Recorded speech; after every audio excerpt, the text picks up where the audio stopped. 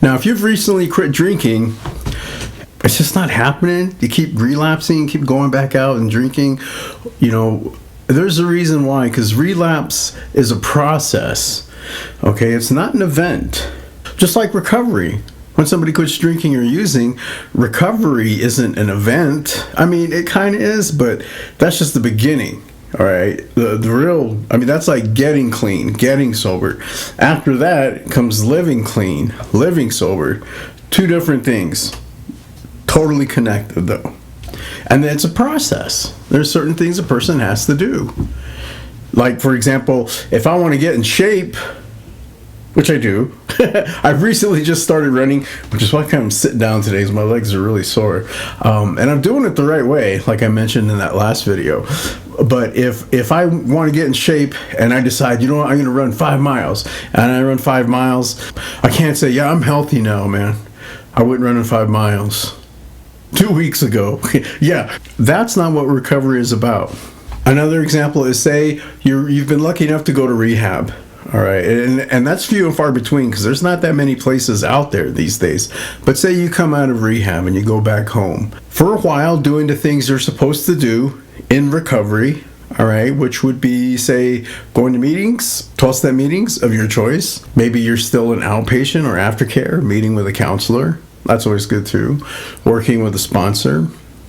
Working the steps, that is, with a sponsor. Going to meetings at the very least 3 times a week. In this day and age, it's extremely difficult to go 90 and 90. I mean, that can happen too, and that shows a lot of dedication, and it can be done. But those are the things they're doing. And then all of a sudden, we kind of slack off. We're not going to meetings anymore. Boom, there's one. That's the beginning of my relapse process right there, is I've stopped going to meetings. In fact, if you ask almost anybody if they've gone back out and then they're lucky enough to make it back to 12-step meetings, and they say what happened, or they share, what happened, usually the thing they'll mention is, I stopped going to meetings.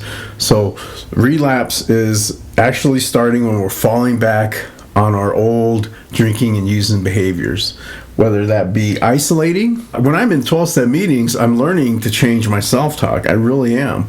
And I'm learning not to isolate. But say when I stop going to meetings now, I'm having a lot of negative self-talk.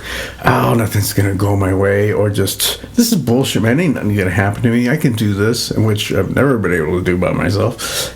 I could be falling back on old ways of experiencing criticism. And as human beings, we're going to be judged. We're going to be criticized. That's just a normal part of being a human being. Although when we're hyper-criticized by an unhealthy family, or we take that criticism as an attack on my whole complete self, I started internalizing that and turning into a resentment, right? Then all of a sudden, now I got resentments and I'm not going to meetings. I got my negative self-talk back. That's part of that relapse process. Not only that, now I'm criticizing others hypercritically. I've gone back to those old negative warrior ways. I'm finding a fault in every single person, place, or thing I encounter, including myself. My current state of living right now might not be where I want to be, so I'm criticizing myself. Oh man, everything sucks. I'm falling back into being the victim of everything. And that was a big one for me, being a victim and self-pity. Nothing ever goes right for me anyway. This shit. You know what? I'm just about to pick up right there. I'm just about to pick up and say, you know what? Screw this, man. No! It happens that quick. So relapse is a process. It's not an event. The drinking and the using, that's an event. But the relapse itself, it's falling back on our old behaviors. We also might find unhealthy ways of dealing with stress, anger, and depression. Now, those are normal things, believe it or not. Being depressed as a human being it's actually normal. We can't be hunky-dory all the time.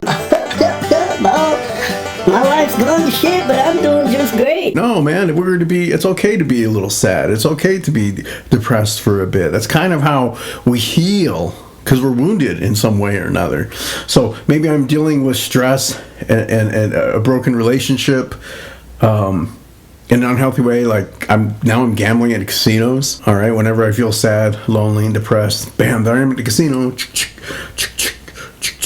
My mother was sober for quite a long time, actually a year before I did, so if she was still around, she would have 33 years of sobriety, but sadly she fell victim to a gambling addiction, and it took cancer to strip her away from the casinos, and it really broke my heart. It broke everybody's heart, but what could you do, Other unhealthy ways is now I'm overeating. I've done that. And, that's pretty normal for most people in recovery.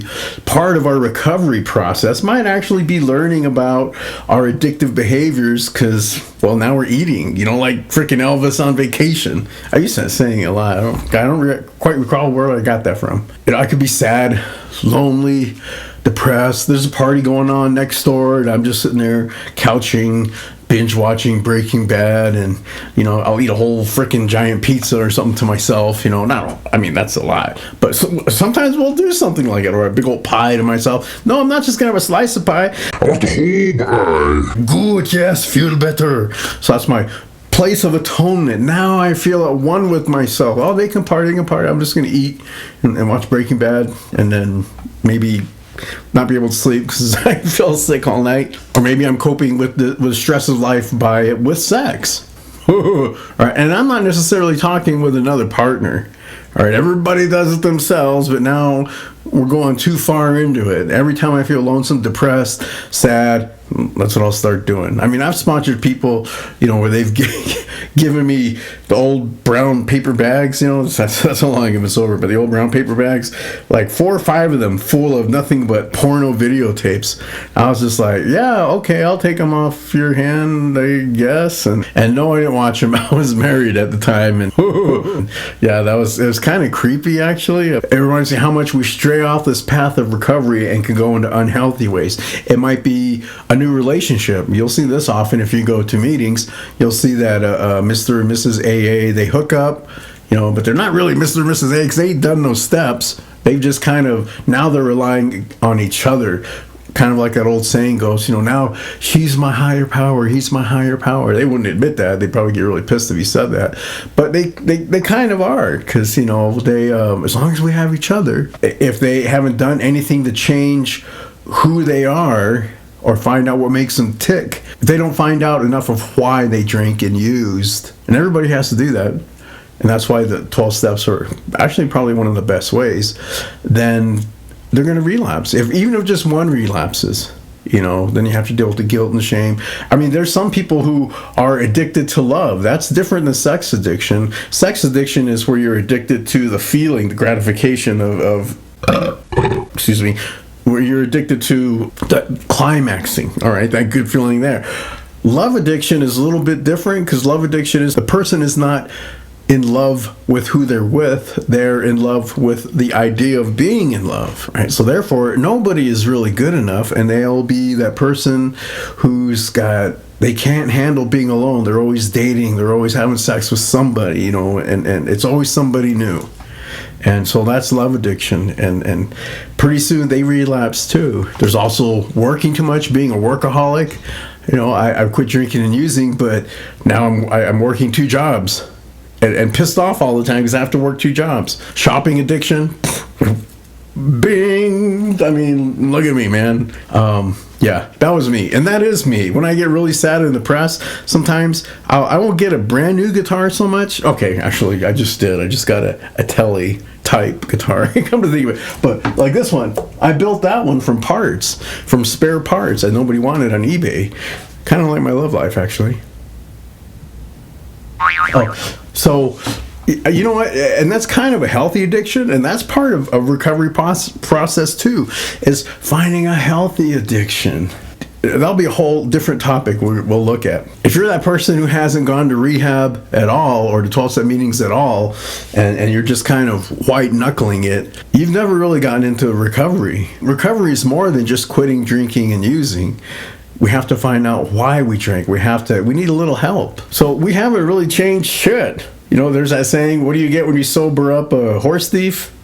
A sober horse thief. That's us. If a person really wants their life to change, they got to do more than just quitting drinking. For example, Look at what we've done to sustain our addiction to booze or dope, right? Every day, we're sacrificing something in order to drink. Whether I remember it would be me and my friends squashing cans, gathering bottles to trade in. Man, we used to drink some dank, rank-ass stuff, man. Like, I can't say the brand here, but oh man, like the real cheap, low-grade beer. As long as it was a little just to get us by through that day. I would sell guitars. Oh, not you though. Not you. I'm your friend. I would sell guitars, I would sell equipment. I couldn't hold on to anything because I'd always end up selling it so I could drink. I remember one student I was teaching guitar to, I asked him why he hasn't been back when I finally seen him. And he said, yeah, my dad sold my guitar and took it to the pawn shop. And I knew his dad was a drunk. I was like, God damn, man. So the energy and efforts we've put into our drinking every day, we got to put those same efforts into our recovery every day. That's why 90-90 meetings make sense. But there's other ways you can contribute something to your recovery. Could be every day you read, even just a page or a paragraph in the big book. Some days it could be even washing the dishes, cleaning up your house a little bit more each day. Something that is going to kind of changes, something with repetition, because recovery is like, it's like a ritual, and the middle part of a ritual is training, and training is repetition. Okay, so I hope this little chat helps. Recovery is a process, and naturally relapse is a process. At the point when I finally drink, that's just the tail end of my relapse process. I've fallen back on my old behaviors. Thank you for watching this video. Please subscribe to this channel, share it with other people, leave some comments if you want. I mean, that would really help, because that's where this whole recovery conversation can, start growing. All right, I'll see you on that red road to recovery someplace. Bye.